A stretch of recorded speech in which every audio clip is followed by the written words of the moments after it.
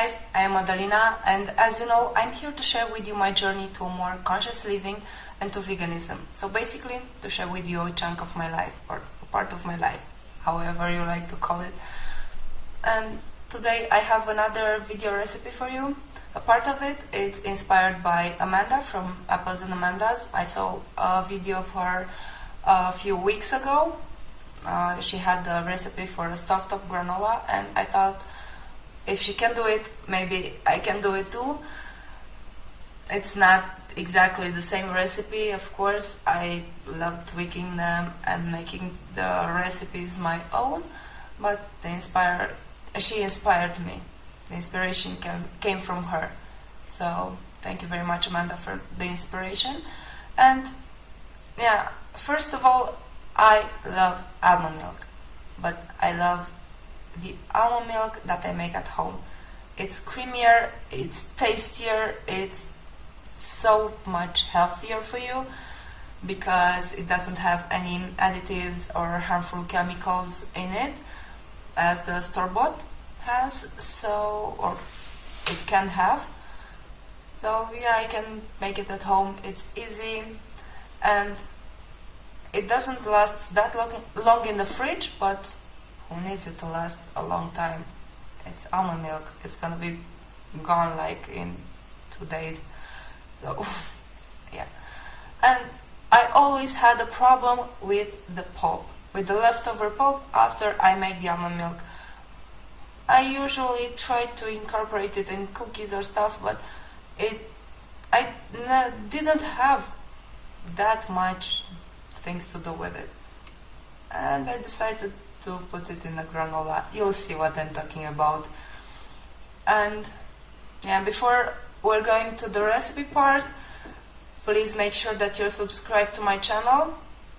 I'm gonna post every Friday and maybe sometimes bonus videos. I don't know, we'll see.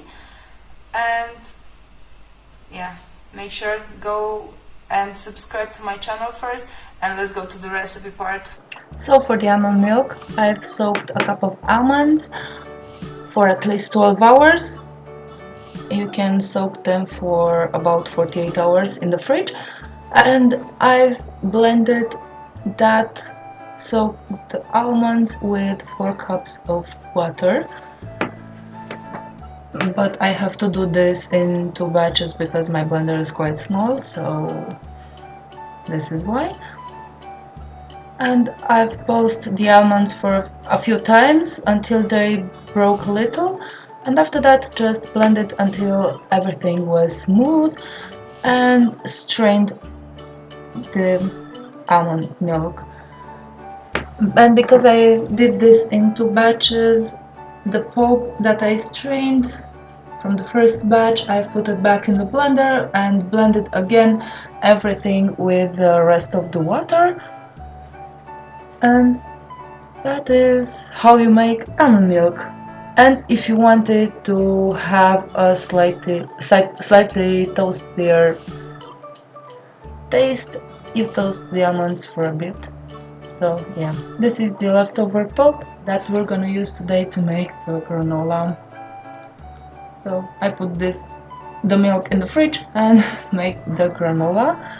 And for the granola, I've used the granola base, but you can use just oat flakes or the flakes that you love, some chopped peanuts, goji berries. You can see the chopped peanuts besides the goji berries, and sunflower seeds, coconut flakes. As a sweetener, I used dates that I soaked in hot water for about 15 minutes and the leftover pulp. And yeah, if you want, you can use some agave if you don't want to use dates, and some cinnamon powder because I found out that it goes really well. And I've put the dates in the blender. I've added some water, and actually I didn't use any of the agave, but I had to show it to you. If you really wanted to have a sweeter granola, you can add some agave, or you can always add more dates to have it to make it sweeter, but it will be a little bit more wet. So yeah, just mix everything really well. Don't be afraid to have your hands dirty. And I've added the almond pulp as well and mixed everything until it was well combined. And I've cooked this into batches because what you saw, it was actually a double batch. So you will have everything in the description box, so don't be afraid. You will see the exact measurements if you want to make the exact recipe. So if you have to stir everything, you first add the wet part, the flakes with the almond pulp, and after it starts to dry a little bit, add peanuts, goji berries, sunflower seeds, and everything else, and stir continuously, because if you don't do that, it's gonna burn. And after it's dry and toasted, you have to let it dry for a little bit, and this is the end result. So this was the recipe. As you can see, it's not hard to make. Actually, it's quite simple. And this granola is just a basic granola. You can change something if you want, if you're allergic or if you don't have it in the house. Doesn't matter, you can make it your own. But I recommend it to make the almond milk and with the leftover pulp to make it. Or if you don't want to make granola, you can just do something else. I'm gonna experiment with the leftover pulp, but by now this granola, it's a hit with my husband and I really love it, so I'm still gonna make it at least once a week. And you can make it on the stovetop, how I made it, because it was such a hot day that I thought that I was in the oven with the entire apartment, but no, it was just the temperature outside and I couldn't bake something because it would have been so hot with the oven. No, I just couldn't. So that's why I made it on the stovetop. And as I said, this idea came from Amanda, from Apples and Amanda's. So thank you for the idea with the granola made on the stovetop. It really helped me. And yeah. So before I'm going, oh yeah, how much does this granola last? I forgot to tell you this. Maybe a week, maybe more. I honestly don't know, because in my house doesn't really last that long.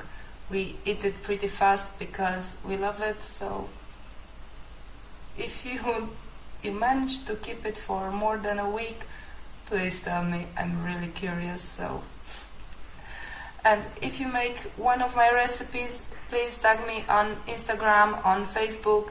I am really curious to see how it goes for you. So thank you very much for watching. Don't forget to subscribe. Hit the subscribe button and you're gonna get to see me every week. Every Friday I'm gonna upload a video, and yeah, don't forget to subscribe and see you next week. Until then, go vegan, take care of yourself and be a little bit happier. Okay, bye, see you next week.